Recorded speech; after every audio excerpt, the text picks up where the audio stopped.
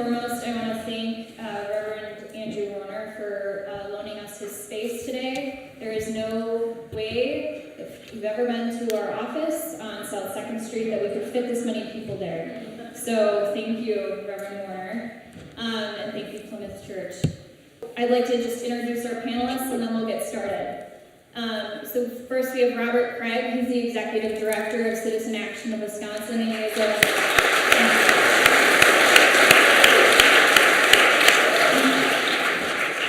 he has a PhD in political communications, and many of you know him as the messaging guru of our state, one of the many. So thanks, Robert. And Robert will actually be moderating and also contributing to the panel. Next we have Mary Bottari, who is the Deputy Director for the Center for Media and Democracy. She was key in revealing the award-winning, the CMD's award-winning ALEC Exposed investigation in 2011. I don't know how many of you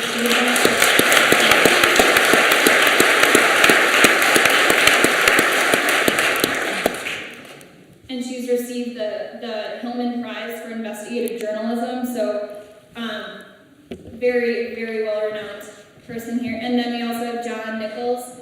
He's a well-known political blogger, is the National Affairs correspondent for The Nation magazine. He's been quoted in numerous books, been quoted on the floors of Congress, and he's a contributing writer for The Progressive, and in these times,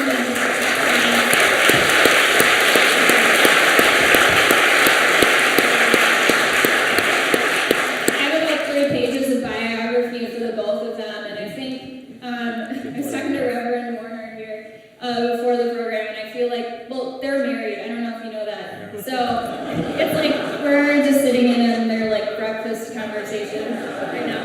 So yes, well, so yeah, I have 3 pages of bios for them, and I could go on and on, but I'd like to cut to the chase here. So with that, I'm going to hand it over to Robert.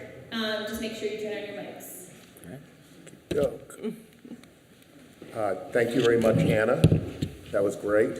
And thank you, all of you. All of you being here is extremely hopeful, because we just need to keep going despite the stunning result. Whether you were stunned or not, it's stunning, right? If surprise and stunned are 2 different things. So we're going to try to have a dialogue here first on the panel and then with the whole audience here. And I know everyone has ideas on what happened, how we move forward. And so the first question will be about that. I want to make sure that we probably want the longest answer on that, and then have more of a dialogue. But the question is basically what happened, what on earth happened, right? And what could have been done differently.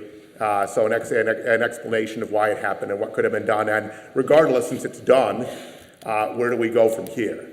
So that's the big question. I will just say that I do think, I'll just flag 2 concepts here, that there is a deep crisis in faith in our governing institutions, left and right, and that the people who didn't vote at all, who voted for Obama, and the people who switched their votes to Trump actually are motivated by that deep disregard for our own democratic institutions. And so that's something that's a big challenge to progressives, because we're the ones who think that we have to use our democracy to expand opportunity and create a just society. And so when those institutions are illegitimate and no one has a belief or faith in them, then we can't do a progressive agenda. So that's the one thing. And then that's partly why I think we didn't have big ideas that inspired people and compelled people in the general election. And I think I will have what I see our panelists say about that, but I think that was a huge factor, and that's part of how we need to go forward. And then with radioactive, of course, we have to be aware that things like right-wing radio, and they're not the only part of the right-wing echo chamber, but they're an important part of it, that they created the Trump audience.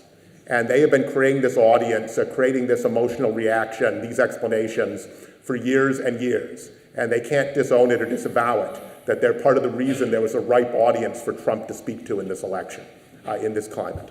So with that,